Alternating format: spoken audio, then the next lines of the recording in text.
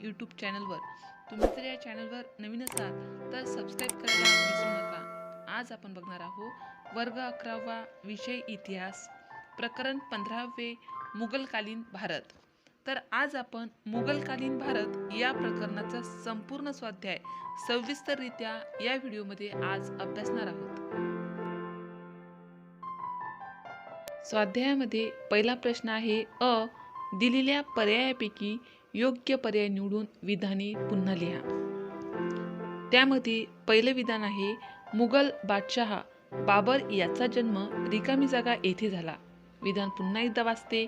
मुघल बादशाह बाबर याचा जन्म रिकामी जागा येथे झाला. पर्याय अ. बलुचिस्तान, ब. कझाकिस्तान, क. उझबेकिस्तान आणि ड. अफगाणिस्तान. उत्तर आहे पर्याय क्रमांक क. उझबेकिस्तान. तर हेच उत्तर आपल्याला पूर्ण विधानामध्ये पुन्हा लिहायचं आहे. म्हणून मुघल बादशाह बाबर याचा जन्म उझबेकिस्तान येथे झाला.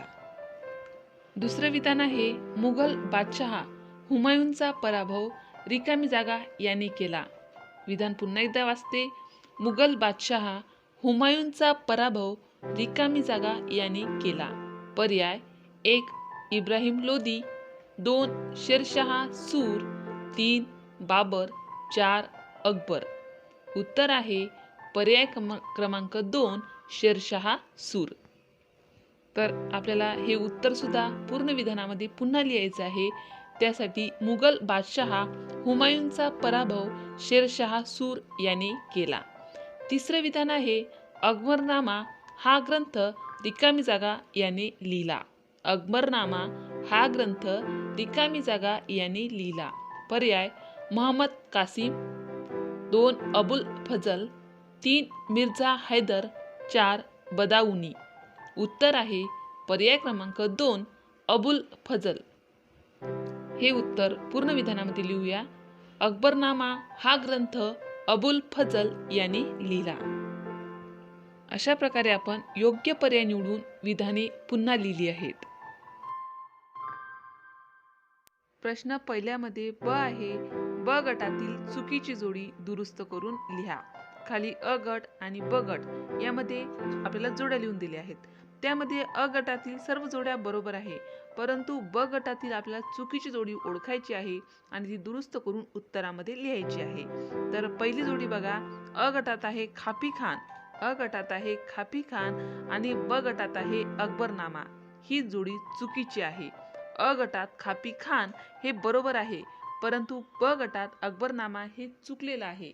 तर अकबरनामा याऐवजी आपल्याला तारीखे खापी खान असं लिहिलं तर आपली ही जोडी बरोबर येते. म्हणजे असं आपल्याला दुरुस्त करून लिहायचं आहे. दुसरी जोडी आहे मलिक मुहम्मद जैसी, मलिक मुहम्मद जैशी असं अ गटात आहे आणि ब गटात आहे पद्मावत, ब गटात आहे पद्मावत. ही जोडी बरोबर आहे. तिसरी जोडी आहे अ गटात आहे संत कबीर, अ गटात आहे संत कबीर आणि ब गटात आहे दोहे. ही जोडी सुद्धा बरोबर आहे. अ गटात संत कबीर आणि ब गटात दोहे. ही जोडी बरोबर आहे.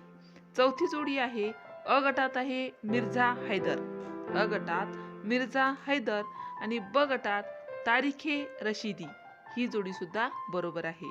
मिर्झा हैदर, ब गटात तारीखे रशिदी. ही जोडी बरोबर आहे. तर दिलेल्या जोड्यामध्ये जी 1 क्रमांकाची जोडी आहे अ गटात खापी खान हे बरोबर आहे, परंतु ब गटात अकबरनामा हे चुकीचं आहे. तर आपल्याला उत्तरामध्ये लिहायचं आहे अ गटात खापी खान लिहायचं आहे आणि ब गटात तारीखे खापी खान असं लिहायचं आहे. अशा प्रकारे आपण चुकीची जोडी दुरुस्त करून उत्तर लिहिलं आहे. प्रश्न पहिल्यामध्ये क आहे ऐतिहासिक व्यक्तींची नावे लिहा. ऐतिहासिक व्यक्तींची नावे लिहा यामध्ये ते नावे लिहिण्यासाठी आपल्याला पहिलं विधान दिलं आहे किंवा पहिला प्रश्न आहे इब्राहिम लोदी याचा पराभव करणारा. इब्राहिम लोदी याचा पराभव करणारा याचं आपल्याला नाव लिहायचं आहे. तर त्याचं नाव आहे बाबर.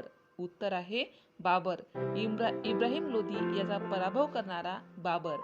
दुसरा विधान आहे अकबराच्या यशस्वी प्रतिकार करून निजामशाहीचे रक्षण करणारी. अकबराचा यशस्वी प्रतिकार करून निजामशाहीचे रक्षण करणारी उत्तर आहे चांद. सुलताना चांद बीबी.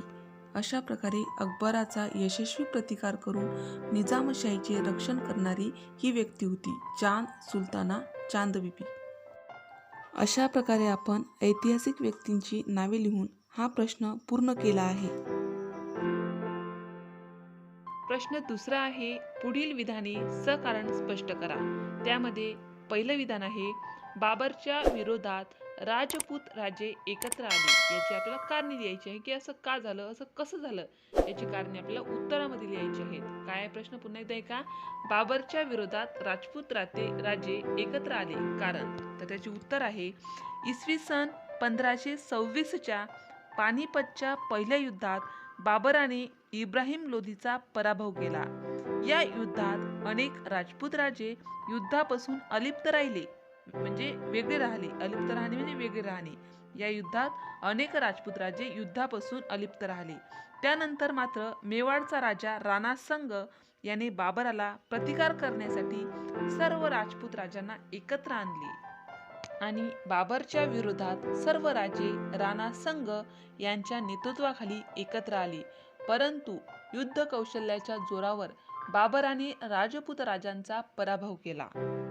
उत्तरामध्ये दिलेल्या कारणामुळे बाबरच्या विरोधात राजपूत राजे एकत्र आले हे आपल्या लक्षात येते. सकारण स्पष्ट करा. यामध्ये दुसरा प्रश्न आहे, शेरशाह सूर आदर्श राजकारभारासाठी प्रसिद्ध होता. प्रश्न पुन्हा एकदा ऐका. शेरशाह सूर आदर्श राज्यकारभारासाठी प्रसिद्ध होता. उत्तर, शेरशहाने प्रशासनामध्ये कार्यक्षमता आणली, जमीन महसूल पद्धतीत सुधारणा केल्या, पीक उत्पन्नापैकी शेतकऱ्यांनी सरकारला द्यायचा सारा निश्चित केला, लोककल्याणाकडे लक्ष देऊन त्यांनी अनेक लोकोपयोगी कामे केली. लोककल्याणाकडे सुद्धा या सर्व प्रश्नी त्यांनी लक्ष दिली. लोकांना जे उपयोगी पडतील, जे फायद्याचे पडतील असे कामं त्यांनी लोकांसाठी करण्याचा प्रयत्न केली सुद्धा. व्यापार व व्यवसायाला चालना दिली. तसेच राज्यात शांतता व सुव्यवस्था निर्माण केली. विखुरलेल्या अफगाण सरदारांना त्याने एकत्र आणले. या त्याच्या कामामुळे शेरशाह सूर हा आदर्श राज्यकारभारासाठी प्रसिद्ध होता हे सिद्ध होते. कारण स्पष्ट करा. यामध्ये तिसरं विधान आहे किंवा तिसरा प्रश्न आहे, सम्राट अकबराने हिंदुस्थानात सत्तेचा पाया भक्कम केला. सम्राट अकबराने हिंदुस्थानात सत्तेचा पाया भक्कम केला. याची कारणे आपल्याला लिहायची आहे. तर उत्तर, हुमायून नंतर सत्तेवर आलेल्या सम्राट अकबराने काबूलपासून बंगालपर्यंत व काश्मीरपासून वऱ्हाड खानदेशापर्यंत आपली सत्ता प्रस्थापित केली. दक्षिणेकडील राज्ये जिंकण्यासाठी त्याने स्वतः सैन्याचे नेतृत्व केले. स्वतः तो सैन्याचा नेतृत्व करणारा बनला. मेवाड जिंकण्यासाठी त्याने खूप प्रयत्न करूनही शेवटपर्यंत त्याला ते जिंकता आले नाही. साम्राज्य विस्तार करताना राजपुतांबरोबर त्याने सामोपचाराचे धोरण स्वीकारले. हिंदुस्थानात मुघल सत्ता लोकांची मने न दुखावता प्रस्थापित करता येऊ शकते. हिंदुस्थानात मुघल सत्ता लोकांची मने न दुखावता म्हणजे लोकांना त्रास न देता त्यांच्या बाजूने विचार करून सुद्धा आपल्याला सत्ता मिळवता येते, प्रस्थापित करता येऊ शकते हे त्याच्या लक्षात आले. त्याप्रमाणे धोरण स्वीकारून त्याने हिंदुस्थानात आपल्या सत्तेचा पाया भक्कम केला. अशा प्रकारची कारणे स्पष्ट करून आपल्याला सम्राट अकबराने हिंदुस्थानात सत्तेचा पाया भक्कम केला आहे हे लक्षात येत आहे. सकारण स्पष्ट करा मध्ये चौथा प्रश्न आहे, औरंगजेबाच्या काळात कलेचा राज झाला. औरंगजेबाच्या काळात कलेचा राज झाला. का झाला असेल, कसं झाले असेल याची कारणे आपल्याला लिहायची आहेत. तर उत्तर, सम्राट अकबर हे सम्राट शहाजहान या सम्राटांच्या काळात सर्व कलांना राजाश्रय मिळाला. सम्राट अकबर ते सम्राट शहाजहान या सम्राटांच्या काळात सर्व कलांना राजाश्रय मिळाला, म्हणजे त्याला मोलाचे स्थान देण्यात आले कलेला. त्यानंतर सम्राट अकबराच्या काळात हिंदुस्थानी संगीताचा उत्कर्ष झाला. जहागीर आणि शहाजहानने संगीत कलेला उत्तेजन दिले. त्यानंतर चित्रकला आणि स्थापत्यकलेला प्रोत्साहन मिळाले. तसेच मात्र औरंगजेबाच्या कारकिर्दीत या सर्व कलांवर बंदी घालण्यात आली. औरंगजेबने काय केलं, ज्या चित्रकला आहे, संगीत कला आहे, त्या सर्वावर बंदी घातली. त्यामुळे त्याच्या काळात कलेचा ऱ्हास झाला. अशा प्रकारे औरंगजेबाच्या काळात कलेचा ऱ्हास होण्याची कारणे स्पष्ट करता येतात. आणि सकारण स्पष्ट करा हा प्रश्न पूर्ण करता येतो. प्रश्न तिसरा आहे टिपा लिहा. टिपा लिहामध्ये टीप लिहिण्यासाठी आपल्याला पहिला प्रश्न दिला आहे मुघलकालीन कला. मुघलकालीन कला. उत्तर: मुघल काळात चित्रकला, संगीतकला, शिल्पकला या सर्वच कलांना राजाश्रय आणि प्रोत्साहन मिळाले. मुघलकालीन चित्रकलेचा उगम इराणी चित्रकलेतून झाला. अकबराने आपल्या दरबारात कुशल चित्रकारांची नेमणूक करून चित्रकलेला उत्तेजन दिले. तसेच मशिदी, कबरी, प्रासाद यावरील संगमरवरी दगडातील वेलबुट्टीचे कोरीव काम मुघल काळातील चित्रकलेची प्रगती दर्शवतात. फत्तेपूर सिक्री येथील शेख सलीम चिश्तीच्या कबरीची व ताजमहालाची कोरीव नक्षी उत्कृष्ट चित्रकलेने नमुने आहेत. उत्कृष्ट चित्रकलेचे नमुने सुद्धा हजर आहेत किंवा अजूनही आपल्याला पाहायला मिळतात. जहागीराच्या काळात दरबारातील व शिकारीच्या प्रसंगाची चित्रे काढण्यास प्रोत्साहन दिले गेले. पशुपक्षी, ढगांची रचना, मनुष्याकृती, नैसर्गिक दृश्ये या वैशिष्ट्यामुळे मुघल काळातील चित्रकला वास्तव जिवंत व आकर्षक बनली. अशा प्रकारे मुघलकालीन चित्रकला यावर थोडक्यात टीप लिहिता येते.